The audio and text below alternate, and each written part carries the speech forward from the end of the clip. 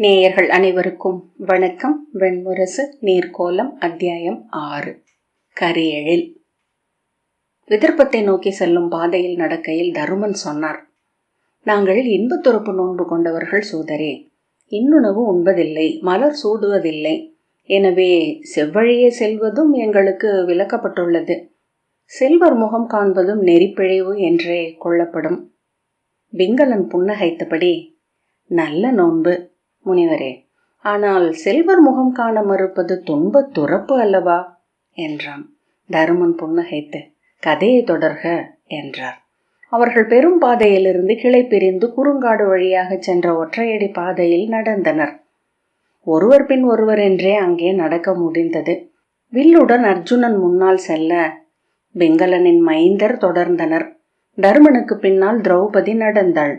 அவர்களுக்கு பின்னால் பிங்களன் கதை சொன்னபடி செல்ல நகுலனும் சகதேவனும் பிங்களனின் குடிமகளிரும் நடந்தனர். இறுதியாக பீமன் சூதர்களின் குழந்தைகளை தோளில் ஏற்றியபடி வந்தான். பிங்களன் கதையை தொடர்ந்தான். விந்திய மலைகளுக்கு அப்பால் குடியேறிய நிஷாதர்கள் காகங்களை குடித்தெய்வமென கொண்டிருந்தார்கள். அன்னையரும் மூதாதையரும் மின் கதிர் தேவனும் காற்றின் தெய்வங்களும் நிறைய அமர்ந்த அவர்களின் கோயில்களில் இடது வாயிலின் எல்லையில் காகத்தின் மீதமர்ந்த கலிதேவனின் சிலை கண்கள் மூடி கட்டிய வடிவில் அமர்ந்திருந்தது. கலியே அவர்களின் முதன்மை தெய்வம். அத்தனை பலிகளும் கொடைகளும் கலிதேவனுக்கே முதலில் அளிக்கப்பட்டன. கலியின் சொல் பெற்றே அவர்கள் விதைத்து அறுத்தனர், மணந்து ஈன்றனர், இறந்து நினைக்கப்பட்டனர். ஆண்டுக்கொரு முறை கலிதேவனுக்குரிய ஆடி மாதம் கருநிலவு நாளில் அவன் கண்களின் கட்டை பூசகர் அவிழ்ப்பார். அந்நாள் காக திருஷ்டி நாள் என்று அவர்களால் கொண்டாடப்பட்டது. அன்று காலை முதல் கலிதேவனுக்கு வழிபாடுகள் தொடங்கும். கள்படைத்து கரும்பன்று பலியிட்டு கருநீல மலர்களால் பூசைகை நிகழ்த்துவார்கள். இருள்விழி தேவனின் முன் பூசகர் வெறியாட்டு கொண்டு நிற்க அவர்களின் காலடியில் விழுந்து துய சொல்லி கொடை கோருவார்கள் குடிகள். அந்தி இருண்டதும் அனைவரும் தங்கள் இல்லங்களுக்கு சென்று கதவுகளை மூடிக்கொள்வார்கள். பூசகர் பின் நின்று கலியின் கண்கட்டை அவிழ்த்த பின் பந்தங்களை பற்றியபடி ஓடிச் சென்று தன் சிறு குடிலுக்குள் புகுந்து கொள்வார். பின்னர் முதல் நிலவு கீற்று எழுவது வரை எவரும் வெளியே நடமாடுவதில்லை. கலி தன் விழி முதலில் எவரை தொடுகிறதோ அவரை பற்றி கொள்வான் என்பது வழிச்சொல். எவரும் இல்லத்திலிருந்து வெளியே வரப்போவதில்லை என்றே எண்ணி இருப்பார்கள். ஆனால் ஆண்டுதோறும் ஒருவர் வெளிவந்து கலியின் நோக்கு தொட்டு இருள் சூடி அழிவது தவறாமல் நிகழ்ந்தது. கலி வந்து நின்ற நாள் முதல் ஒரு முறையும் தவறியதில்லை. கலி நிகழ்வின் கதைகளை மட்டும் சேர்த்து பூசகர் பாடிய குலப்பாடல் ஆண்டுதோறும் நீண்டது.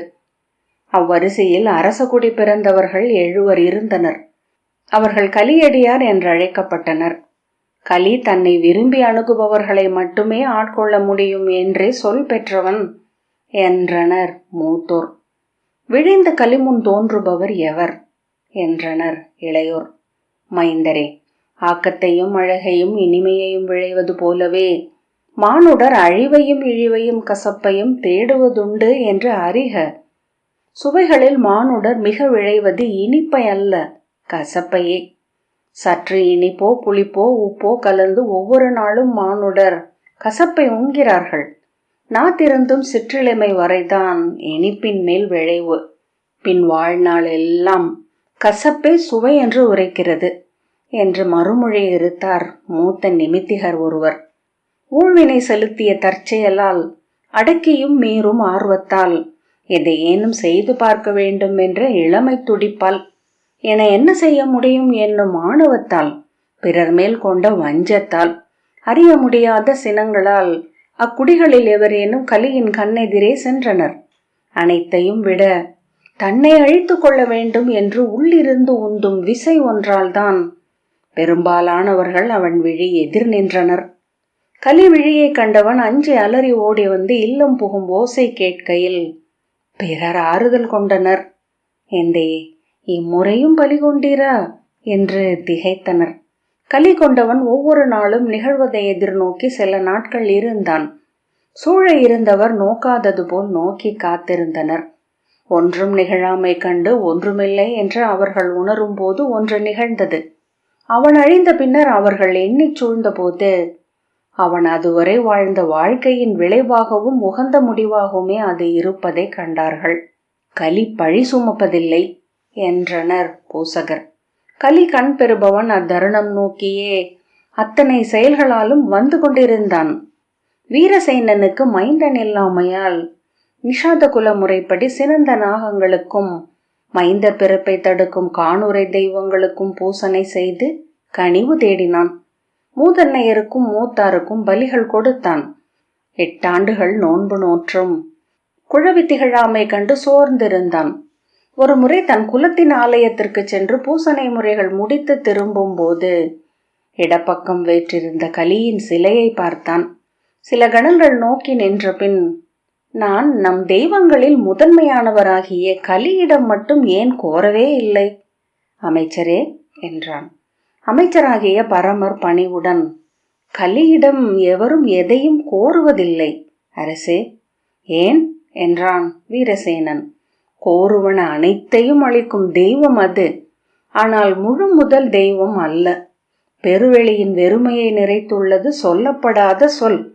அச்சொல்லின் ஒரு துளியை அள்ளி பொருளும் உயிருமாக்கி அளிக்கின்றனர் பிரம்மனும் விண்ணோனும் சிவனும் அன்னையும். கலியால் அவ்வண்ணம் சொல்ல அள்ள இயலாது. இங்குள்ள ஒன்றை எடுத்து உருமாற்றி நமக்கு அளிக்கவே இயலும். துலாவின் மறு தட்டிலும் நம்முடையதே வைக்கப்படும் என்றார் பரமர். ஆயினும் கோருவது வந்தமையும் அல்லவா என்றான் வீரசேனன். ஆம் அரசே, ஐயமே வேண்டியதில்லை. பெருந்தெய்வங்கள் அருந்தவம் பொழிந்த பின்னரே கனிபவை. அத்துடன் நம் ஊழும் அங்கு வந்து கூர்கொண்டிருக்க வேண்டும். கலியை கை கூப்பி கோரினாலே போதும் என்றார் பரமர். ஒரு கணம் கலி முன் தயங்கி நின்ற பின் அரசன், கருமையின் இறையே, எனக்கு அருள்க, என் குலம் பொலிய ஒரு மைந்தனை தருக என்று வேண்டினான். பெருமூச்சுடன் 3 முறை நிலம் தொட்டு வணங்கிவிட்டு இல்லம் மீண்டான். அன்றிரவு அவன் கனவில் 8 கைகளிலும் பாசமும் அங்குசமும் உழலை தடியும் வில்லும் நீலமலரும் காகக்கொடியும் அஞ்சலும் அருளலுமாக தோன்றிய கலி, நீ கோரியதை பெறுக என்றான். விழி கசியும்படி மகிழ்ந்து, அடிபணிகிறேன் தேவே என்றான் வீரசேனன். உனக்கு ஒரு மைந்தனை அருள்வேன். அக்கணத்தில் எங்கேனும் இருக்கும் ஒருவனின் மறுபிறப்பென்றே அது அமையும் என்றான் கலி. அவ்வாறே கரியனே என்றான் வீரசேனன். அவன் என் அடியவன். என் நிலையிலும் அவன் அவ்வாறே ஆக வேண்டும். என்னை மீறுகையில் அவனை நான் கொள்வேன் என்ற பின் கலி கண்ணாழத்து காரிருளுக்குள் மறைந்தான். விழித்தெழுந்த வீரசேனன் தன் அருகே படுத்திருந்த அரசியை நோக்கினான். அவள் மேல் நிழல் ஒன்று விழுந்திருந்தது. அது எதன் நிழல் என்று அறிய அறையை விழி சூழ்ந்த பின் நோக்கிய போது அந்நிழல் இல்லை. அவள் முகம் நீலம் கொண்டிருந்தது. அரிய அச்சத்துடன் அவன் அன்றிரவெல்லாம் அவளை நோக்கி கொண்டிருந்தான். மறுநாள் கண் விழித்த அவன் மனைவி உவகை பெருக்குடன் அவன் கைகளை பற்றி கொண்டு, அரசே, நான் ஒரு கனவு கண்டேன். எனக்கு மைந்தன் பிறக்கவிருக்கிறான். என்ன கனவு என்றான் வீரசேனன். எவரோ எனக்கு உணவு பரிமாறுகிறார்கள். அறுசுவையும் தன் முழுமையில் அமைந்த ஒன்றை பெரிதொன்று நிகர் செய்த சுவை. அள்ளி அள்ளி உண்டு கொண்டே இருந்தேன். வயிறு புடைத்து வீங்கி பெரிதாகியது. கை ஒன்று எழுந்தபோது தெரிந்தது நான் கருவுற்றிருக்கிறேன் என்று. எவரோ என்னை அழைத்தார்கள். நான் வெளியே வந்து பார்த்தேன். கரிய புறவி ஒன்று வெளியே நின்றிருந்தது. அதன் மேல் ஏறிக்கொண்டு விரைந்தேன். ஒளி மட்டுமே ஆன சூரியன் திகழ்ந்த வானில் குளிர்காற்று என் குழலை அலைக்க சென்று கொண்டே இருந்தேன். நிமித்திகர் அதை கேட்டதுமே சொல்லிவிட்டனர். அரசாளும் மைந்தன், கரிய தோற்றம் கொண்டவன். 10 மாதம் கடந்து அவள் அவ்வண்ணமே அழகிய மைந்தனை பெற்றாள். அந்நாளும் தருணமும் கணித்த கணியர் இறுதி வரை அரசாழ்வார். பெரும் புகழ் பெற்ற அரசியை அடைந்து நன்மக்களை பெற்று கொடி வழியை மலரச் செய்வார் என்றனர். குழவிக்கு ஓராண்டு இறைகையில் அரண்மனைக்கு வந்த தப்தக முனிவர், அரசே, இவன் கருக்கொண்ட கணத்தில் இறந்தவன் உஜ்ஜயினியில் வாழ்ந்த முதுசூதனாகிய பாகுகன். அவனுடைய வாழ்வின் எச்சங்கள் இவனில் இருக்கலாம். திறன் கொண்டிருப்பான். இறுதியில் வெல்வான் என்றார். மைந்தனுக்கு தன் மூதாதை பெயர்களில் ஒன்றை வைக்க வீரசேனன் விழைந்தான். ஆனால் கலிதேவனின் முன் மைந்தனை கிடத்திய போது பூசகன் மேல் வெறியாட்டெழுந்த கலிதேவன், இவன் இங்கு நான் முளைத்தெழுந்த தளிர். என்முளை என்பதனால் இவனை நளன் என்றழையுங்கள் என்று ஆணையிட்டான். ஆகவே மைந்தனுக்கு நளன் என்று பெயரிட்டார்கள். மலையிறங்கும் அருவியில் 1000 காதம் உருண்டு வந்த கரிய கல் என மென்மையின் ஒளி கொண்டிருந்தான் மைந்தன். 2 வயதில் சேடியருடன் அடுமனைக்கு சென்றபோது அடம் பிடித்து இறங்கி சட்டுவத்தை கையில் எடுத்து கொதிக்கும் குழம்பிலிட்டு சுழற்றி முகம் மலர்ந்து நகைத்தான். 3 வயதில் புறவியில் ஏற வேண்டும் என அழுதவனை மடியில் அமர்த்தி தந்தை முற்றத்தை சுற்றி வந்தார். சிறு வயதிலேயே தெரிந்துவிட்டது அவன் அடுதொழிலன், புறவி அறிந்தவன் என்று. வளர்ந்து எழுந்தபோது பாரத வருஷத்தில் நிகரென எவரும் இல்லாத அடுகலைஞனாகவும் புறவையின் உள்ளறிந்தவனாகவும் அவன் அறியப்படலானான். நிஷாதருக்கு கைப்படாதவை அவ்விரு கலைகளும். காட்டில் சேர்த்தவற்றை அவ்வண்ணமே சுட்டும் அவித்தும் தின்று பழகியவர்கள் அவர்கள். சுவை என்பது பசியின் ஒரு தருணம் மட்டுமே என்றுதான் அவர்கள் அறிந்திருந்தனர். அவர்களுக்கு உண்பதென்பது தன் உடலை நாவில் குவித்தல் என்று அவன் கற்பித்தான். உடலுக்குள் உறைவது, இப்புவியை அறிவதில் முதன்மையானது சுவைத்தலே என்று தெரிய செய்தான். அன்னை முலையை சுவைத்தது போல் புவியில் உள்ள அனைத்தையும் அறிக என்று அறிவுறுத்தினான். உண்ணுதலின் நிறைவை நிஷதகுடிகள் உணர்ந்தனர். ஒவ்வொரு சுதியையும் தனித்தனியாக கேட்டு ஓசையில் உள்ள இசையை உணர்வது போல அறுசுவை கொண்ட கனிகளையும் காய்களையும் மணிகளையும் உப்புக்களையும் அறிந்த பின் சுதி கலந்து 12வது முடிவற்ற மாயத்தை அறிந்து அதில் திளைத்து ஆழ்ந்தனர். சுவை என்பது பருப்பொருள் மானுட ஞானமாக கணிவதே. சுவை என்பது 2 முழுமைகள் என தங்களை அமைத்து கொண்டு இங்கிருக்கும் பொருட்கள் ஒன்றையொன்று அறியும் தருணம். சுவையால் அவை இணைக்கப்படுகின்றன. எனவே சுவை வெளியே அவை ஒன்றென இருக்கும் பெருநிலை. பொருள்கள் புடைத்தெழுந்து கடுவெளி புடவி என்றாகிறது. கடுவெளியில் பொருளின் முதல் இயல்பென தோன்றுவது சுவை. இன்மை இருப்பாகும் அத்தருணமே சுவை. சுவையே பொருளென்றாகியது. பொருளை சுவை என்றாக்குபவன் புடவையை பிரம்மம் என்று அறிபவன். நலன் கைப்பட்ட பொருள் அனைத்தும் தங்கள் சுவையின் உச்சத்தை சூடி நின்றன. அவன் சமைப்பவற்றின் சுவையை அடுமனை மனத்திலேயே உணர்ந்தனர் நிஷதத்தின் குடிகள். பின்னர் அடுமனையின் ஒலிகளிலேயே அச்சுவையை உணர்ந்தனர். அவனை நோக்குவதே நாவில் சுவையை எழுப்புவதை அறிந்து தாங்களே வியந்து கொண்டனர். அவன் பெயர் சொன்னாலே இளமைந்தர் கடைவாயில் சுவை நீர் ஊறி வழிந்தது. அவன் சமைத்தவற்றை உண்டு நகர் மக்களின் சுவை கொழுந்துகள் கூர்கொண்டன. எங்கும் அவர்கள் சுவை தேடினர். ஆகவே சமைப்பவர்கள் எல்லோருமே சுவை தேர்பவர்கள் என்றாயினர். நிஷதத்தின் உணவு சுவை வணிகர்களின் வழியாக எங்கும் பரவியது. அங்கு அடுதொழில் கற்க படகிலேறி வந்தனர் அயல்குடிகள். அடுமனைகளில் தங்கி பொருளுடன் பொருள் கலந்து பொருளுக்குள் உறைபவை வெளிவரும் மாயம் என்ன என்று கற்றனர். அது கற்பதல்ல, கையில் அமரும் உள்ளம் மட்டுமே அறியும் ஒரு நுண்மை என்று அறிந்து அதை எய்தி மீண்டனர். நாச்சுவை சேர்ந்தமையால் நிஷதரின் செவிச்சுவையும் கூர்ந்தது, சொற்சுவை விரிந்தது. அங்கே சூதரும் பாணரும் புலவரும் நாள்தோறும் வந்திறங்கினர். முழவும் யாழும் தெருக்கள் எங்கும் ஒலித்தன. நிஷதகுடிகள் குன்றேறி நின்று திசை முழுக்க நோக்குபவர்கள் போல ஆனார்கள். தொலைவுகள் அவர்களை அணுகி வந்தன. அவர்களின் சொற்களிலெல்லாம் பொருட்கள் செறிந்தன. விழிச்சுவை நுண்மை கொள்ள விழி என்றாகும் சித்தம் பெருக அவர்களின் கைகளில் இருந்து கலை பிறந்தது. எப்பொருளும் அதன் உச்சநிலையில் கலைப்பொருளே. நிஷதத்தின் கத்திகள் மும்மடங்கு கூறும் நிமிர்வும் கொண்டவை. அவர்களின் கலங்கள் காற்று புகாதபடி மூடுபவை. அவர்களின் ஆடைகள் என்றும் புதியவை. அவர்களின் பொருட்கள் கலிங்க வணிகர்களின் வழியாக தென்னகமெங்கும் சென்று செல்வமென மீண்டு வந்து கிரிபிரஸ்தத்தை ஒளிரச் செய்தன. தென்னகத்தின் கருவூலம் என்று அந்நகரை பாடலாயினர் சூதர். நிஷத மண்ணுக்கு புறவி வந்தது 8 தலைமுறைகளுக்கு முன்னர் கலிங்க வணிகர்களின் வழியாகத்தான். கிரிசிருங்கம் பெருநகர் என்று உருவான போது, படை வல்லமைக்கும் காவலுக்கும் புறவிகளின் தேவை உணரப்பட்ட போது அவற்றை பெரும் பொருள் கொடுத்து வாங்கினர். உருளை கூழாங்கற்கள் நிறைந்த அந்த மண்ணில் அவை கால் வைக்கவே கூசின. படகுகளில் நின்று அஞ்சி உடல் செழித்து குழம்பு பெயர்க்காமலேயே பின்னடைந்தன. அவற்றை புட்டத்தில் தட்டி ஊக்கி முன் செலுத்தினர். கயிற்றை இழுத்து இறக்கிவிட்ட போது கால்களை உதறியபடி மூச்சு சீறி தரை முகர்ந்தன. அவற்றை தட்டி ஊக்கி கொட்டகைகளுக்கு கொண்டு சென்றனர். அவை அந்நிலத்தை ஒருபோதும் இயல்பென உணரவில்லை. எத்தனை பழகிய பின்னரும் அவை அஞ்சியும் தயங்கியும் தான் வெளியே காலெடுத்து வைத்தன.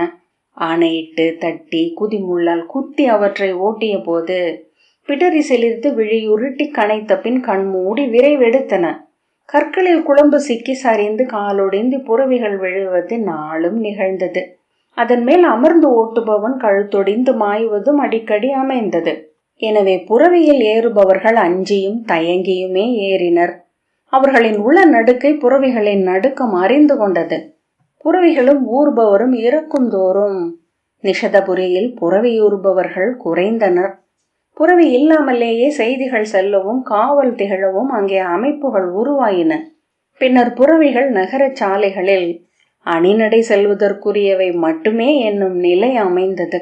நளன் 8 வயதில் ஒரு புறவியில் தனித்து ஏறினான். கொட்டகையில் தனியாக கட்டப்பட்டிருந்த கரிய புறவியின் அருகே அவன் நின்றிருந்தான். சூதன் அப்பால் சென்றதும் அவன் அதை அணுகி முதுகை தொட்டான். அச்சமும் அதிலிருந்து எழும் சினமும் கட்டற்ற வெறியும் கொண்டிருந்த காளகன் என்னும் அப்புறவியை கட்டுகளில் இருந்து அவிழ்த்து சிறுநடை கொண்டு செல்வதற்கு கூட அங்கே எவரும் இருக்கவில்லை. தசை பயிற்சிக்காக அதன் மேல் மணல் மூட்டைகளை கட்டி சோலையில் அவிழ்த்துவிட்டு முரசறைந்து அச்சுறுத்துவார்கள். வெருண்டு வால் சுழற்றி அது ஓடி சலித்து நிற்கும்.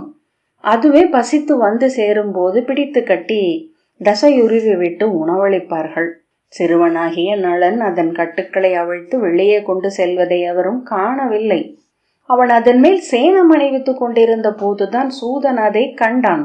இளவரசே என்று கூவியபடி அவன் பாய்ந்தோடி வந்தான். அதற்குள் நளன் புறவி மேல் ஏறிக்கொண்டு அதை கிளப்பிவிட்டான். அஞ்சி தயங்கி நின்ற காளகன் பின்னர் கனைத்தபடி பாய்ந்து வெளியே ஓடியது. நெடுந்தொலைவு சென்ற பின்னர் தான் தன்மேல் எவரோ இருக்கும் உணர்வை அடைந்து சினம் கொண்டு பின்னங்கால்களை உதைத்து துள்ளி திமிரி அவனை கீழே வீழ்த்த முயன்றது. கனைத்தபடி தன்னைத்தானே சுழற்றி கொண்டது. நளன் அதற்கு முன் புறவியில் ஏறியதில்லை. ஆனால் புறவி ஏறுபவர்களை கூர்ந்து நோக்கி இருந்தான். புறவியேற்றம் பயில்பவர்களை சென்று நோக்கி நின்றிருப்பது அவன் வழக்கம்.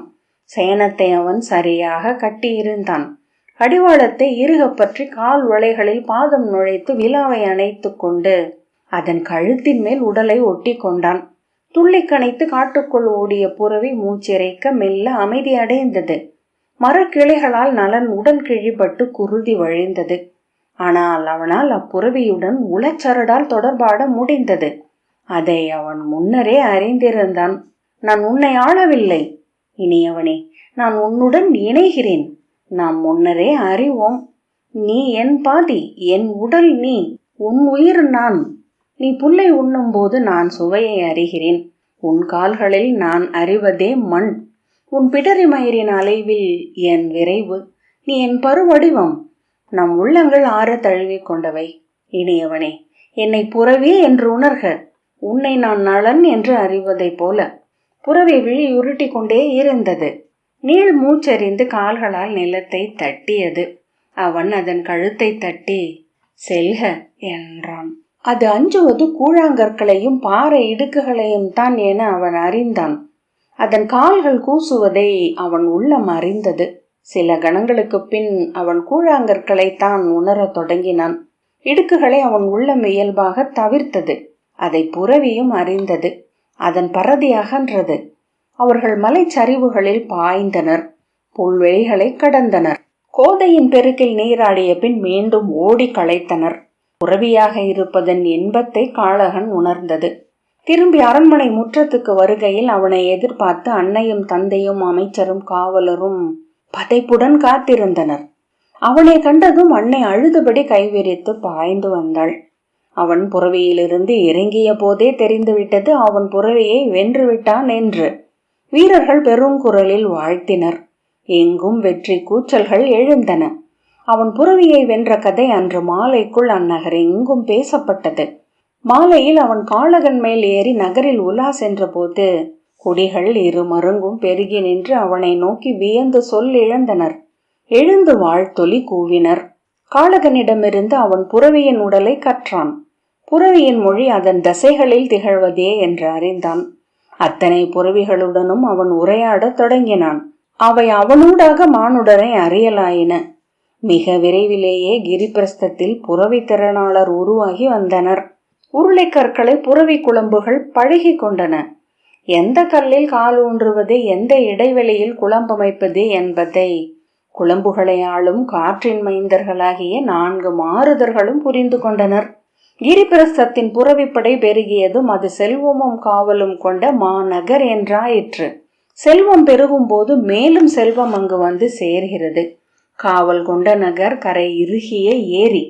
தென்னகத்தில் இருந்து மதுரை, காஞ்சி, விஜயபுரி போன்ற நகர்களை விடவும் பொலிவுடையது கிரிபிரஸ்தம் என்றனர் கவிஞர்.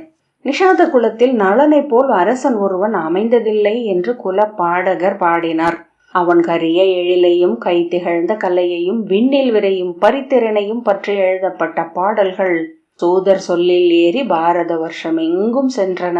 கலியருளால் பிறந்த மைந்தன் அவன் என்று அன்னையும் தந்தையும் நளனுக்கு அறிவுறுத்து கொண்டே இருந்தனர். நாள்தோறும் முதற்கற்களில் அவன் நீராடி கரிய ஆடை அணிந்து நீல மலர்களுடன் சென்று கலிதேவனை வணங்கி மீண்டான். வெல்வதெல்லாம் கலியின் கொடை என்றும் ஏற்றுவதெல்லாம் அவன் இயல்வதால் என்றும் எண்ணியிருந்தான். ஒவ்வொரு முறை உணவுண்ணும் போது முதற்கவளத்தை அருகே வந்தமரும் காகத்திற்கு வழங்கினான். ஒவ்வொரு இரவும் கலியின் கால்களை எண்ணியபடி கண்மூடி துயின்றான். எண்ணியது நிகழும் என்ற பெருமை கதைகளுக்கு உண்டு என்றான் பிங்களன். ஆகவே அஞ்சுவது அணுகாமல் கதைகள் முடிவதில்லை. ஒரு பிழைக்காக காத்திருந்தான் கலிதேவன். ஒற்றை ஒரு பிழை. முனிவரே, பிழையற்ற மானுடர் இல்லை என்பதனால்தான் தெய்வங்கள் மண்ணில் இறங்க முடிகிறது. பிழைகள் அவை புகுந்து களம் வந்து நின்றாடச் செய்யும் வாயில்கள். தருமன் ஆம் என்றார். சகதேவன், நலன் செய்த பிழை என்ன? பொன், மண், பெண் என 3 பிழைக்கு முதற் பொருட்கள். ஆனால் அவற்றை பிழை முதல் என்றாக்குவது ஆணவம்தான் என்றான் பிங்களன். வேணனை வென்றது. விருத்திரனை, ஹரண்யனை, மாபலியை, நரகனை அழித்தது. ஆணவமே மண்ணில் பெருந்தெய்வம் போலும் என்ற பிங்களன் கை முழவை முழக்கி ஆம் ஆம் ஆம் என்றான். நீர்க்கோலம் 6வது அத்தியாயம் இத்துடன் நிறைவு பெற்றது. நன்றி.